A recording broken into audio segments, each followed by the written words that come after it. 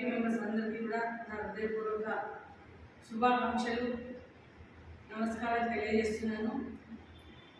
నిజంగా Narayana charitable trust first starting చేస్తూ ఉంటే ఏదో అనుకున్నాం, కానీ వస్తూ వస్తూ మంచి కార్యక్రమాలు నెలగొండలో పెట్టినటువంటి ఉచిత వైద్య శిబిరానికి కూడా మాకు కూడా ఆహ్వానించారు.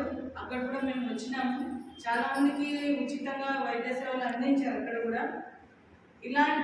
ఇలాంటి కార్యక్రమాలు ఇంకా చాలా చాలా నిర్వహించాలి.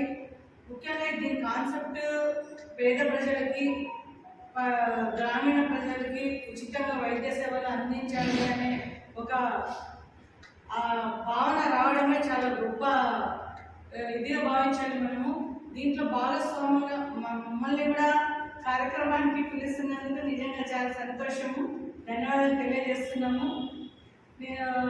అంటే ఒక ట్రస్ట్ని నడపడం అంటే అంత ఆషామాషి కాదు. ఏదో కార్యక్రమానికి వెళ్ళామా వచ్చామా అంటే అది మనకి ఈజీగానే ఉంటుంది. కాకపోతే పూర్తిగా దాంట్లో ఇన్వాల్వ్ అయ్యి మనం కార్యక్రమం చేసినప్పుడే దాని యొక్క విలువ అనేది మనకి అర్థమవుతుంది. ఇందులో మన మహిళా మండలి కూడా వాళ్ళు నెలగంటల సేవలు అందించారు.